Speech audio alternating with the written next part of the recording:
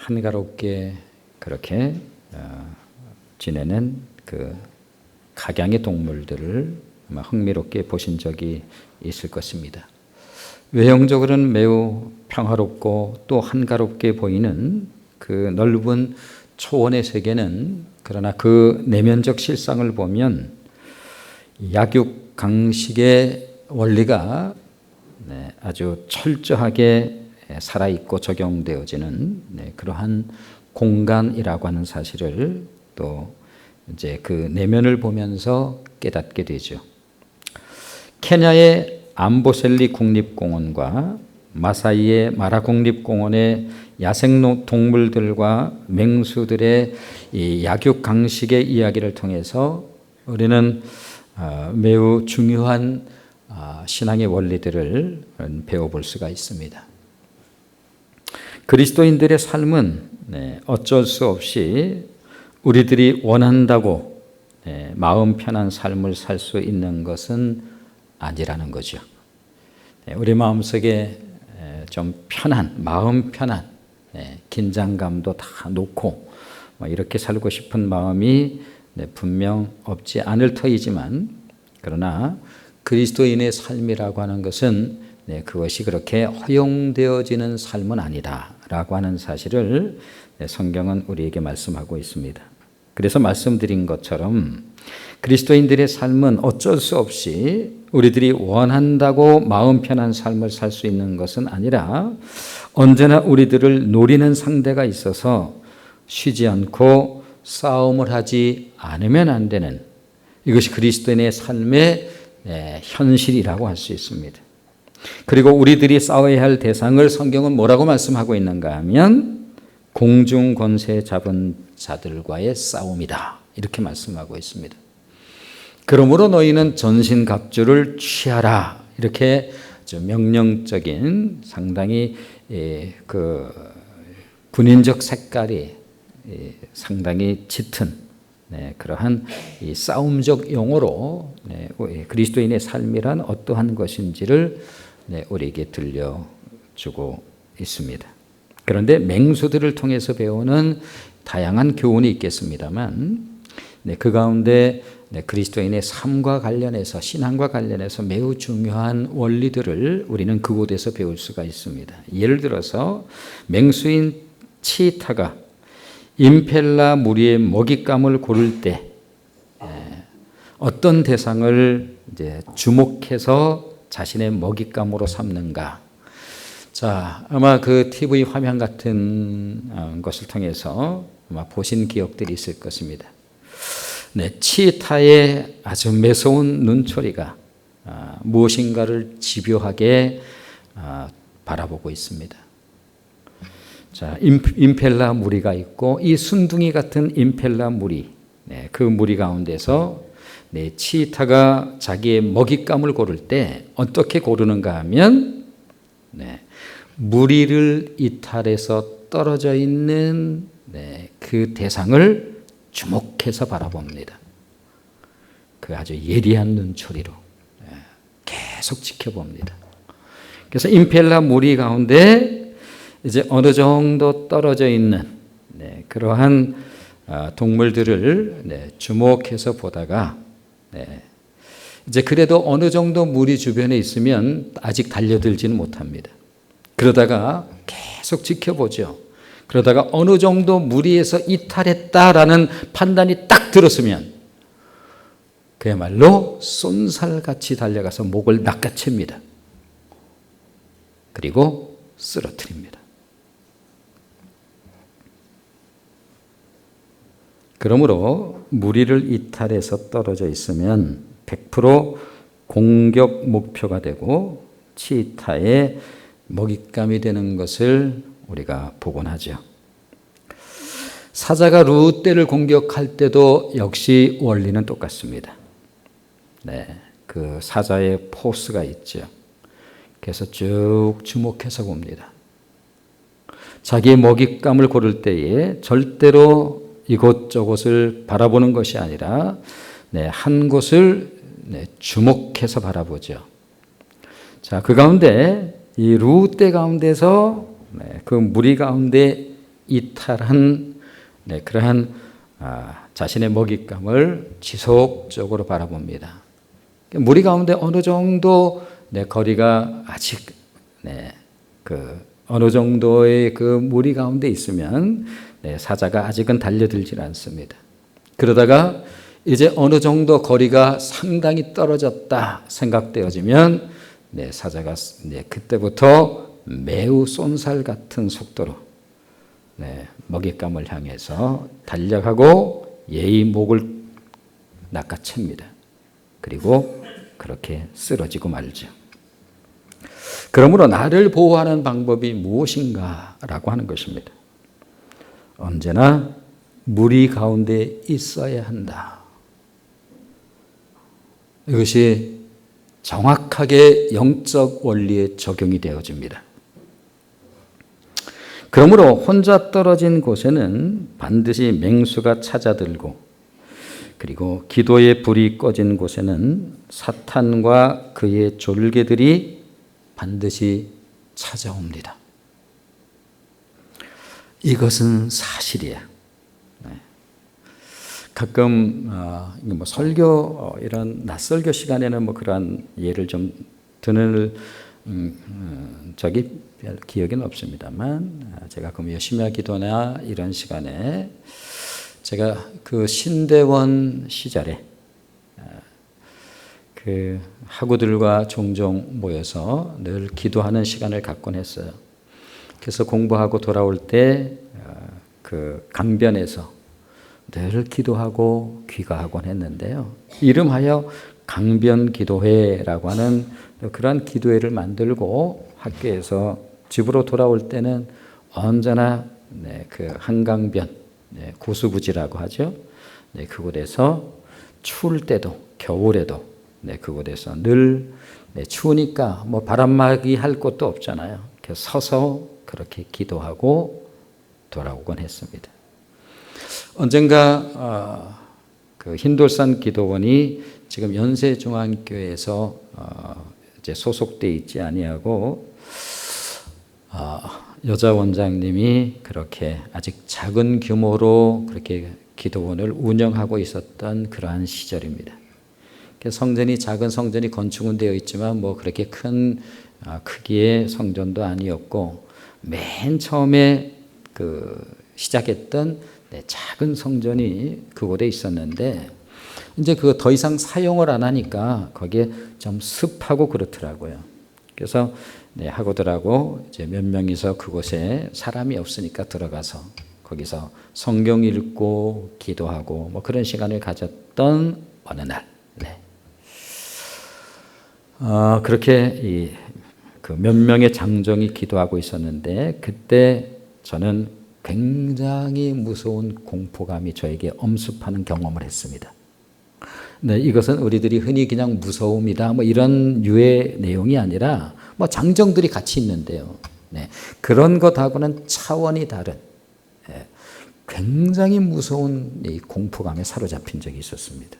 그래서 우리가 표현하기를 숨을 못 쉴 정도로 그렇게 기도하는 어떤 시간에 그 엄청난 그 공포감이 저에게 엄습해 왔는데, 그때 제 앞에 있었던 동기 전도사님이 이렇게 말합니다. 잠깐만요. 전도사님, 이상하지 않아요? 여기 이 앞이 그냥 시커먼데요? 그때 제가 나의 상황을 얘기했죠. 내가 지금 이런 상황에 있다.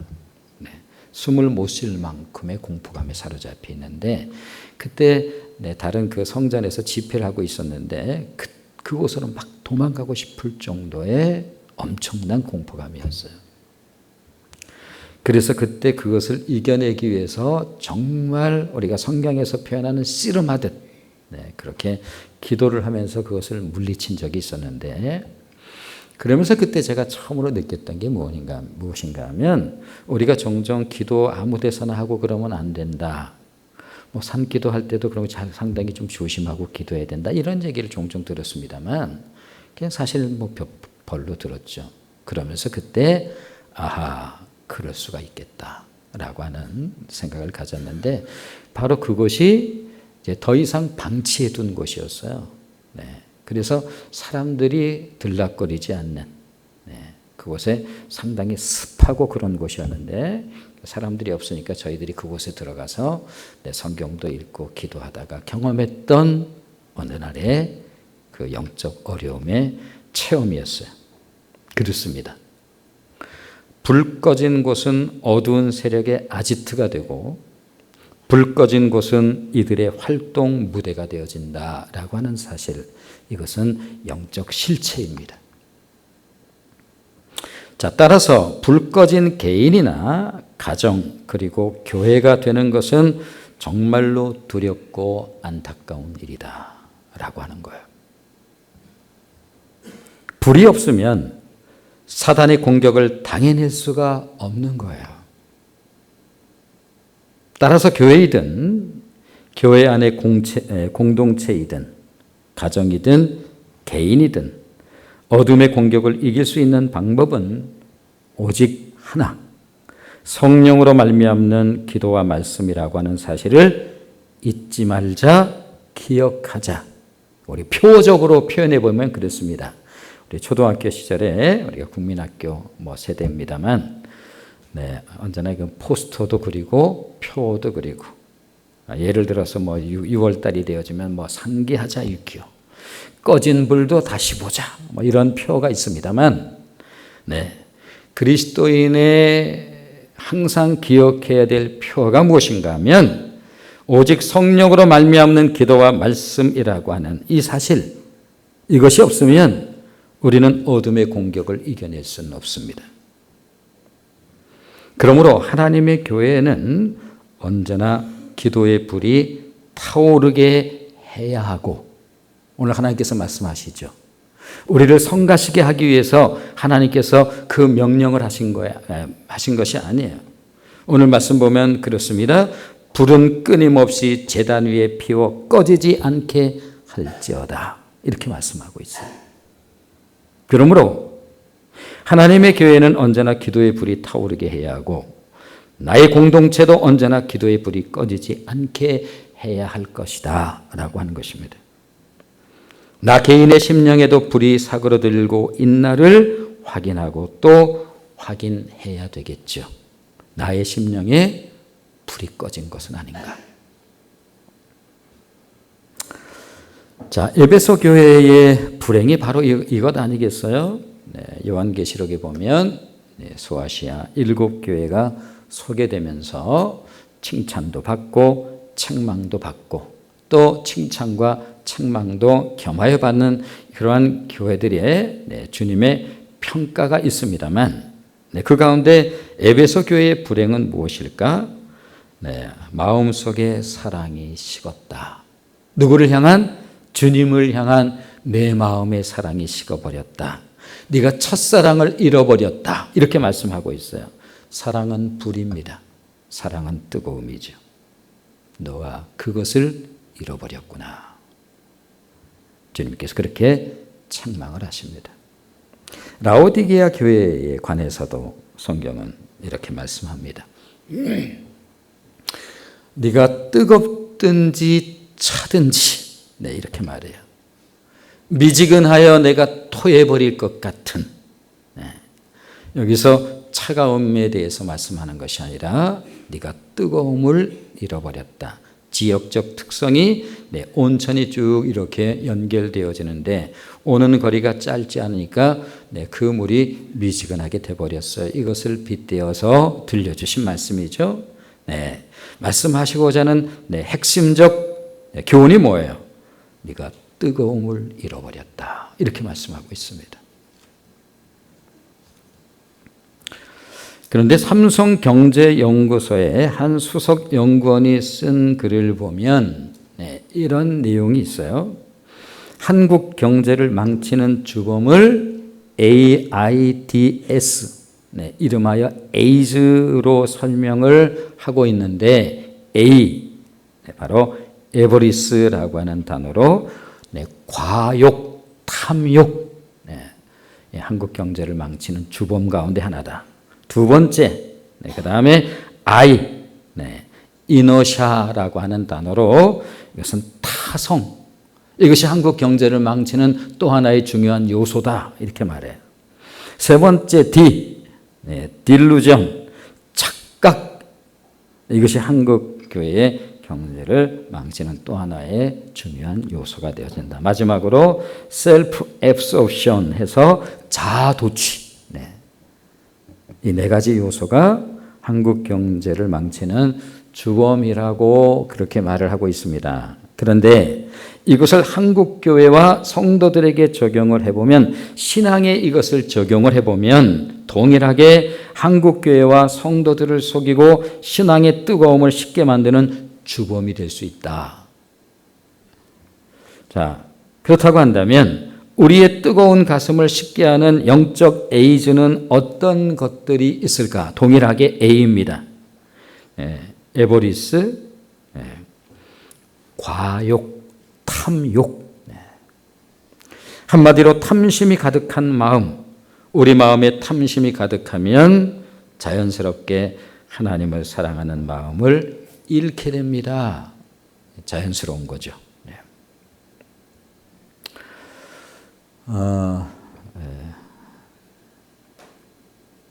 작년인가요? 그 전인가요? 하덕규 목사님이 저희 교회도 좀 다녀갔습니다만, 하덕규 목사님 지금 백석예술대 교수로 있는 하덕규 목사가 이제 가수 시절에 작곡한 대표적인 많이 알려져 있는 곡 가운데 하나가 바로 가시나무 새라고 하는 그 노래죠. 자, 뭐 대부분 다 잘 알고 계실 거라고 생각이 되었습니다. 그 가사 가운데 보면 이런 내용이 있죠.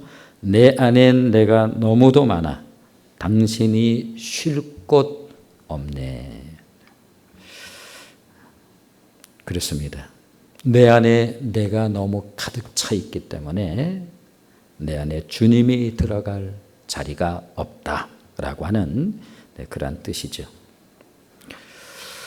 그래서 성경은 탐심을 우상숭배라고 그렇게 말씀하고 있습니다. 탐심이 우상숭배이기 때문에 우상의 특징이 무엇인가 하면 마음 뺏기예요. 마음 뺏기. 그러니까 내가 주님으로부터 멀어졌다라고 하는 것은 내가 누군가에게 그 어떤 대상에게 마음이 뺏겨져 버리고 말았다, 이런 뜻이에요. 그러므로 탐심은 우리를 주님으로부터 멀어지게 만드는 매우 중요한 요소가 되어진다. 내 마음. 그래서 우리들이 사랑이 식었다 이렇게 표현해요. 사랑은 뜨거움이다. 사랑에 주님을 향한 내 마음이 식었어요, 이런 뜻입니다. 믿음으로 살기가 나의 과도한 욕망 채우기로 변질되면 그때 주님을 사랑하는 열정은 식기 시작합니다. 자, 그래서 하나님을 사랑한다. 나의 힘이 되신 여호와여, 야훼여, 내가 주님을 사랑합니다. 사랑은 마음에 관한 거죠. 그래서 그 시편 23편 일부 예배 때도 다시 한번 상기했습니다만, 여호와는 나의 목자시니 내가 부족함이 없습니다. 주님의 마음으로 지금 가득 차 있는 상태예요. 다윗의 마음에 주님으로 가득 차 있는 상태. 그래서 그 마지막 연을 보면 이렇죠. 내 잔이 넘치나이다. 무엇으로? 주님으로 말미암아 내 잔이 넘칩니다. 내 평생의 주의 인자하심이 나를 따르리니.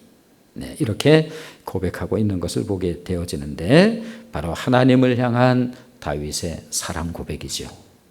그런데 그 사랑이 무엇인가 하면 주님을 향한 뜨거운 마음이에요.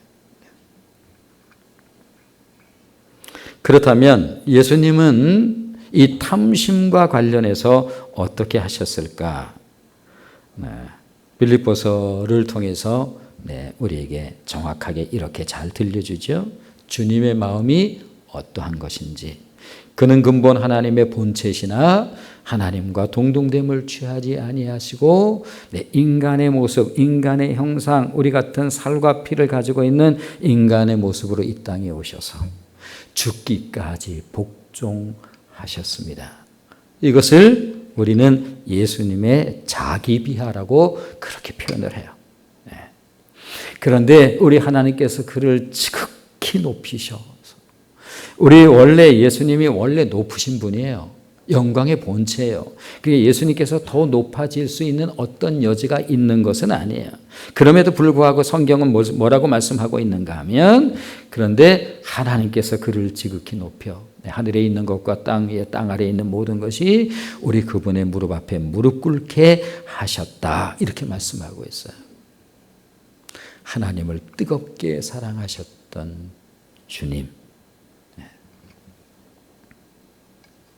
믿음으로 살기가 나의 과도한 욕망 채우기로 변질되어지면 어쩔 수 없이 자신의 가슴에 주님을 사랑하는 마음이 식을 수밖에 없는 것은, 이것은 어쩔 수 없는 거죠.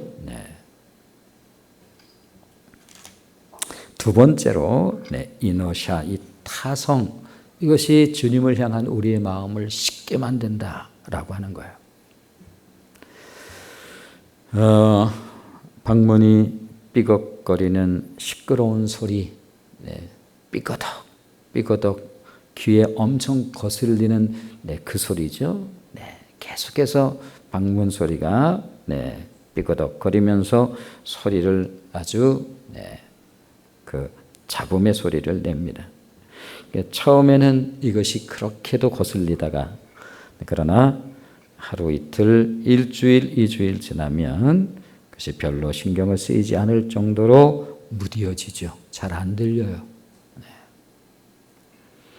지금도 어린 시절 방앗간, 명절이면 가서 이렇게 쭉 이렇게 그 떡가루를 이렇게 만들기 위해서 방앗간에서 이렇게 쌀을 가지고 와서 이렇게 기다립니다. 그게 좀 길고 긴 그 기다림이 있어야 되어지기 때문에 누군가는 가서 좀 기다려 줘야 되어지는 그 방앗간에 대한 기억이 있죠. 그래서 이 방앗간에 보면 여러 가지 기계가 막 돌아가지 않습니까? 거기서 웅웅거리고 상당히 굉음 소리가 요란하게 납니다. 어지간히 말해서는 들리지도 않는 그러한 잡음 소리. 어떻게 이곳에서 그렇게 지낼까라는 그러한 생각이 들 정도의 그렇게 소음이 대단하지만, 그러나 그곳에 또 한참 있다 보면 거기에 익숙해지는 것, 이것을 일컬어서 우리는 타성해졌는다, 이렇게 말해요. 우리 신앙의 감동도 마찬가지로 타성해졌고 무디어져 갈 수 있다라고 하는 사실을 그런 의미에서 우리는 분명히 알고 기억해야만 되어집니다. 처음 온 세상을 다 얻은 것 같은 기쁨, 예수님 처음 만났을 때, 내가 처음 주를 만났을 때, 그때 내 마음에 가득 차오르는 그 기쁨, 이것은 세상의 다른 어떤 것으로 대신할 수도 없고 세상의 다른 어떤 것으로 표현되어지지 않는 기쁨입니다. 주의 성령으로 말미암는 기쁨이기 때문에 이것은 세상이 주는 기쁨과 다른 거예요. 이것은 하늘로부터 오는 기쁨이기 때문에 그 기쁨을 뭘로 말로 표현할 수 있을까? 그렇게 감격과 흥분으로 대단했던 이 주님을 만난 기쁨과 감격도 세월과 함께 점점 무뎌갈 수 있다라고 하는 거죠. 당신의 심령은 어떻습니까? 그래서 일부 예배 때도 말씀드렸습니다만, 신앙은 연조로 하는 게 아니에요. 신앙생활은 연조로 하는 게 아니에요. 신앙생활이 잘 세워져 있으면 연조도 순기능을 발휘할 수는 있어요. 그러나 그렇지 않을 경우에 신앙은 연조로 하는 것도 아니고 직분으로 하는 것도 아니에요. 목사라고 무엇이 보장되어 있는 것 아니에요. 그러므로 신앙생활은 절대로 연조를 자랑하거나 직분 자랑하는 것만큼 미련한 것은 없습니다.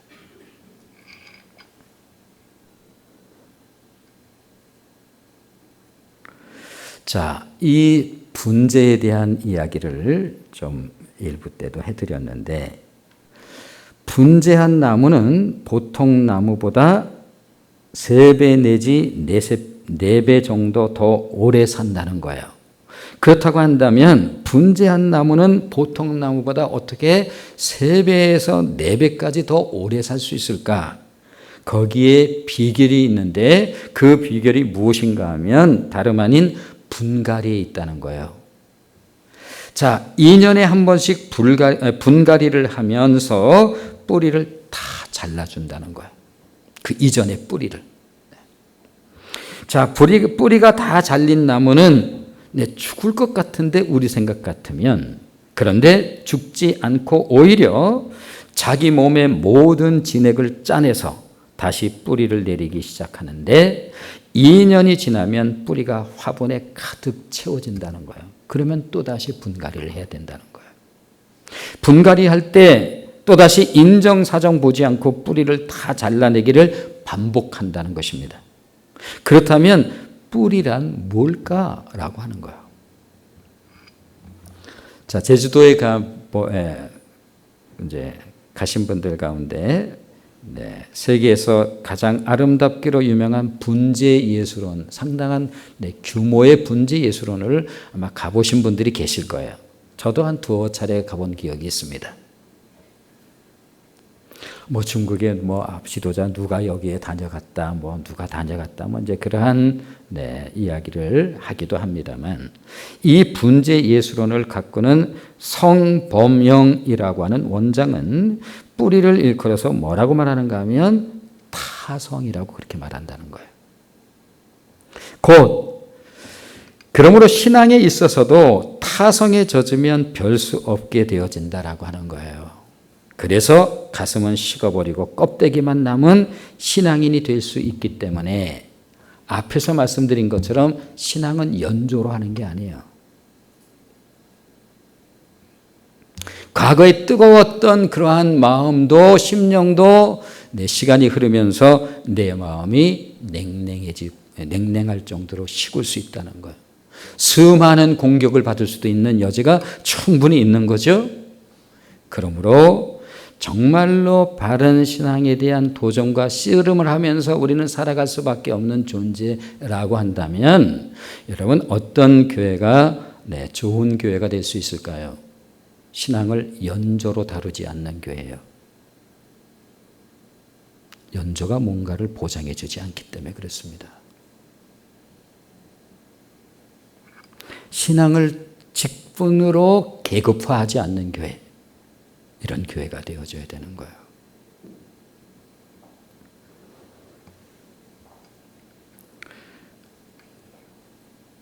어제 그 인터넷에서 이어령 씨에 대한 이야기를 제가 다 읽지 못하고 잠깐 봤습니다. 그분이 지금 암으로 투병 중에 있죠. 그분이 이렇게 다른 곳에서도 제가 읽었습니다만, 당신은 암 치료를 하고 있지 않다는 거야. 본인이 암 치료를 하고 있지 않는 것에 대해서 무지해서 그분이 암 치료를 하지 않는 게 아니겠죠, 당연히. 적어도 한국 지성을 대표하는 사람 가운데 한 분인데 무지해서 그러겠어요? 그런데 이제 그 따님인 이은하 목사님이 그 세상을 떠날 때에 정말 육신의 딸이지만 전혀 죽음을 두려워하지 않는 그 딸의 모습을 보면서 상당히 큰, 그분의 신앙에 있어서 어찌 보면 육신의 딸이지만 상당히 큰 영향을 아마 받았을 거라고 생각되어지는데, 바로 당신이 죽음을 눈앞에 두고 있지만 그 인터뷰를 하면서 이제 이것이 나하고의 마지막 인터뷰가 될지 모르겠다고 그렇게 말씀하시면서 당신은 암 치료를 안 받고 있습니다. 그러면서 죽음을 지금 눈앞에 두고 있는데, 이제 앞에 두고 있는데, 이 죽음에 대해서는 그 누구도 말한 바가 없다는 거예요. 우리가 종종 무슨 어떤 그 간증으로 죽었다가 다시 살아난 뭐 이런 분들에 관한 이야기도 있지만 사실 그분은 죽지 않은 것이다라고 하는 거예요. 다시 살아났기 때문에. 그래서 죽음에 대해서는 그 누구도 얘기할 사람이 없는데, 이어령 씨가 그런 얘기를 해요. 참 그런데 말이죠. 뭐 우리 그 워낙 뭐 그 아주 재기가 발랄한 분이니까, 한국의 사람들은 특별히 이 없는 문화를 가지고 있다는 거죠. 없는다. 서구는 떨어뜨리는. 그래서 사실은 우리 없는 문화를 가지고 있는 우리나라, 이게 굉장히 지혜롭더라고 하는 거예요. 그러면서 거기 이제 그 가운데 뭘 얘기하는가 하면 정말로 귀한 말씀이 있는데, 이렇게 죽음을 눈앞에 두면서 어떤 생각을 갖는가 하면, 우리의 생이 돌아간다. 성경 그렇게 말씀하고 있어요. 우리가 돌아간다는 거예요. 그래서 이 죽음을 눈앞에 두고 있으면서 무슨 책을 쓰고 있는가 하면 내 생명의 탄생에 대해서 쓰고 있다는 거예요. 이제 그런 어떤 마음을 갖게 돼서, 그래서 뭐 자세하게는 제가 읽지를 못했습니다만 하여튼 그런 내용에 관한 거예요. 그러면서 이어령 씨가 하는 말이 이렇습니다. 나중된 자가 먼저 되어진다라고 하는 하나님의 말씀이 있어요. 그래서 신앙은 언제나 현재적인 부분이에요.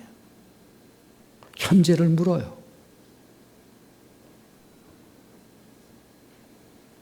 정말로 중요한 것은 무엇인가 하면, 그래서 그 누구도 저를 포함해서 마찬가지죠. 신앙은 직분이나 연조를 가지고 말하는 게 아니에요.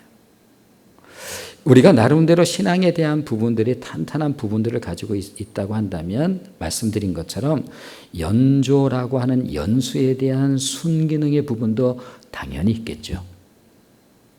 그러나 오늘 타성이라고 하는 이 부분들이 익숙해진다라고 하는 것이 얼마나 위험한 일인가.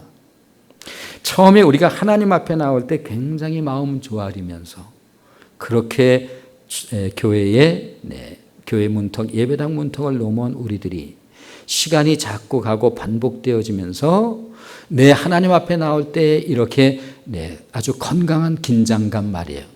이것이 어느 날 사라져버리고 맙니다. 왜 그랬어요? 시간 때문에 그런 거예요. 반복 때문에 그런 거예요. 익숙해지는 것의 위험함입니다, 이게. 세 번째가 바로 딜루전이라고 하는 착각이라고 하는 부분인데요. 이 착각도 우리 주님을 향한 우리의 마음을 굳게 만들고 쉽게 만들어 버린다라고 하는 것입니다. 이스라엘 사람들, 특히 바리새인들을 보면 그들이 착각 속에 빠져 있었던 것을 볼 수가 있는데, 그들은 자신들이 제일 잘 믿는 것처럼 생각을 했어요. 정말로 바리새인들은 자신들이 정말 잘 믿는다고 확신을 했습니다만 한마디로 말하면 착각이었죠. 그래서 예수님께서 마음속에 굉장히 답답한 의분이 생겼던 거예요. 그래서 예수님께서 뭐 저렇게까지 말씀하실 필요가 있을까 싶을 만큼 이 독사의 자식들아, 회칠한 무덤들아, 이렇게 말한 거예요. 왜 그랬을까요? 그건 네 착각이다, 이런 뜻의 말씀이에요. 그러므로 우리는 얼마든지 스스로에 대한 착각 속에 떨어질 수 있다는 거죠. 그러므로 자기 확신도 이건 사실상 믿지 못할 것이겠습니다만, 자, 이제 또 한 가지, 셀프 앱소프션이라고 하는 자아도취에 관한 거예요. 이 자아도취도 상당히 위험한 요소다라고 하는 거예요. 신앙과 관련해서 그렇습니다. 자아도취된 신앙의 위험성은 무엇보다도 신비주의적 이단에 빠지게 하는 특징을 갖게 되어집니다. 왜 많은 사람들이 이단에 빠지는 것일까라고 하는 거죠. 자아도취된 신앙의 위험성 때문에 그렇다라고 하는 거예요. 이단에 빠진 사람들의 특징은 무엇인가 하면 누구의 말도 들으려 하지 않는 특징을 보입니다. 그래서 이 부분들을 정말 우리들이 가끔가다 이렇게 성경 공부하면서 말씀드리죠. 우리의 정체성이 뭐냐? 우리 자신의 정체성을 정확하게 알고 있어야 되어진다라고 하는 거야. 우리의 정체성은 역사적 개혁주의예요. 역사성을 가지고 있는 거예요. 어느 날 어떤 사람이 특정인이 굴 속에서 무슨 계시를 받았는데 소위 이런 류의 것이 아니다라고 하는 거예요. 약 30여 년 전에 이교부라고 하는 사람이 있었습니다. 그는 20세기의 사도 바울이라고 일컬어지면서 한동안 많은 사람들을 미혹했지요. 머리를 짧게 자르고 한복과 고무신을 신고 다니면서 온종일 집회를 인도하기도 했습니다. 많은 사람들이 그의 말씀에 빠져들어갔고 그럴듯해 보이기도 했습니다. 그러나 그것은 자아도취일 뿐. 결국 많은 교육자들 그리고 신학생들까지 소위 천국 댄스 사건에 연루되면서 막을 내리고 맙니다. 지금까지 수많은 이단의 교주들과 그를 따르는 사람들을 보면 자아도취에 빠져들어서 스스로 성령님이라고 생각하기도 하고 어떤 부류는 자신이 재림주라고 그렇게 말을 합니다. 이렇게 자신을 선전하는 사람이 우리가 아는 몇몇 이렇게 떠오르는 사람들이 있죠. 그 사람들뿐만이 아니라 우리나라 국내만 해도 100여 명이 넘는다고 하니까 우리가 알지 못하는 자칭 재림주들이 우리 한국에만 정말 100여 명이 넘도록 지금 존재하고 있다는 거예요. 그러니 얼마나 위험천만할 뿐만 아니라 또 한편으로는 정말 안타까운 일이죠. 이보다 안타까운 일이 또 있을까라고 하는 거예요. 이처럼 탐욕과 타성, 소위 익숙해짐, 이 타성 그리고 착각과 자아도취 같은 요소들이 우리 자신도 모르는 사이에 우리의 심령을 어둡게 만들고 또 우리의 심령을 차갑게 식게 만들어서 우리의 심령을 죽어가게 만들고 있다라고 하는 것입니다. 기억해야 할 것은 이것입니다. 그렇게 불 꺼진 곳은 어두운 세력의 아지트가 되고 그들이 활동하기 좋은 활동 무대가 되어져 가는 거지요. 이것은 실체입니다. 이것은 사실입니다. 제가 아까 저의 경험에 대한 말씀을 했습니다. 아니 기도원인데 이름이 성전인데 그래도 이 부분 그러니까 그 초기의 성전이니까 역사성까지 있는 것 아니겠어요? 의미 부여를 해보자면 그렇다라고 하는 거예요. 우리가 그런 소위 그런 의미 부여를 우리가 잘하니까 저희가 맨 처음 성전이야. 그리고 이렇게 커졌단 말이지. 그렇게 이렇게 기도원이 커졌어. 그러나 그 기도원의 그 성전 거기는 어두운 영의 아지트가 된 거예요. 거기서 그들은 활동하고 있는 것입니다.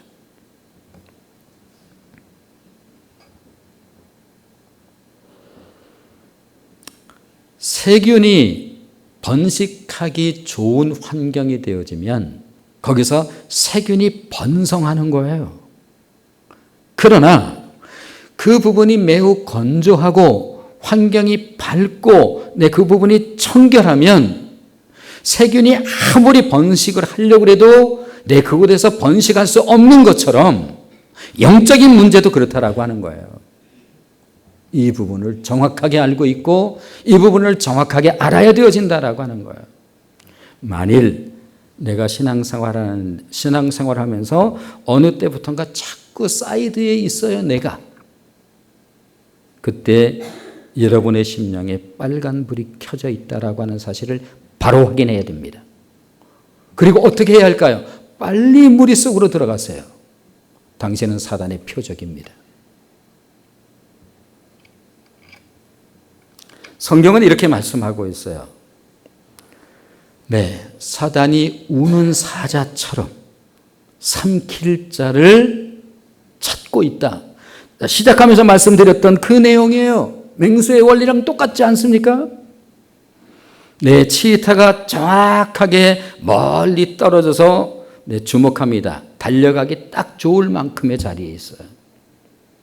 그리고 누구를 먹잇감으로 삼는가 하면 물 위에서 떨어져 있는 자예요.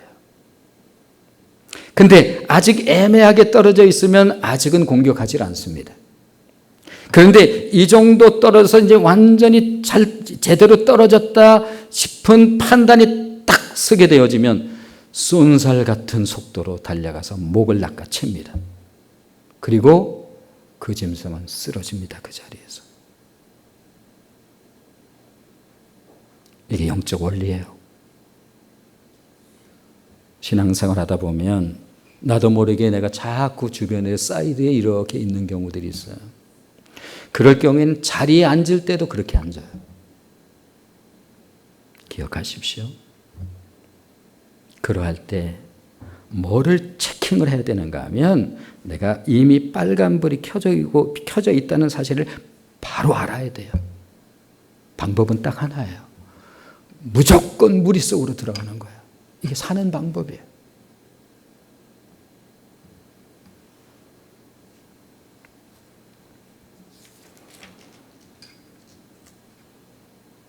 하나님께서 오늘 절대로 기도의 불을 꺼서는 안 된다고 말씀하고 있습니다.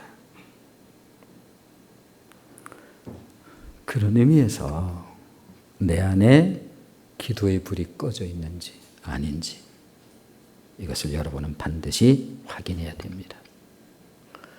제가 광고 시간에 금요심야 기도회, 당연히 새벽 기도도 마찬가지입니다만 내가 많이들 나오셔서 감사합니다라고 하는 것은 우리 많이 모입시다 이걸 말하려고 하는 게 아니에요. 교회는 기도의 불이 꺼지면 끝난 거예요. 교회가 기도의 불이 꺼지면 끝났다고 하는 것은 개인에게 있어서 정확한 같은 원리예요. 기도의 불이 꺼진 심령은 끝난 거예요.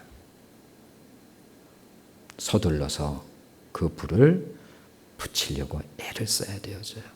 그래서 제가 가끔 소위 우리가 장작을 갖다가 이렇게 모아놓으면 거기서 불이 활 타오르지만 어둠이 물러가요. 맹수가 거기에 도전해 올 수가 없습니다. 불은 생명이에요. 밝음이죠. 그런데 그 부분들을 하나하나 장작을 이렇게 흐트려 놓으면 그 활활 타오르는 불 금방 사그라듭니다. 그는 어둠의 장소가 되는 거예요. 여러분 기억하십시오. 이게 신앙의 철저한 정확한 원리라고 하는 사실을 기억하시고 오늘 이 시대에 어떻게 하든지 내가 무리에서 이탈하는 그러한 불행한 일들이 없기를 주님의 이름으로 축원을 드립니다. 언제나 기억하십시오. 괜히 모여서 기도합시다 이런 뜻이 아니에요. 여기는 생명과 죽음의 의미가 들어있는 거예요. 오늘 하나님께서 우리를 성가시게 하려고 내 제단에 있는 불을 꺼뜨리지 말라고 절대로 그 불 꺼뜨리면 안 된다고 말씀하시는 것이 아니에요. 이것이 바로 우리의 생명이기 때문에 그렇다라고 하는 사실을 기억하시고 항상 깨어 기도하는 저와 여러분 되시기를 주님의 이름으로 축원을 드립니다. 기도하겠습니다.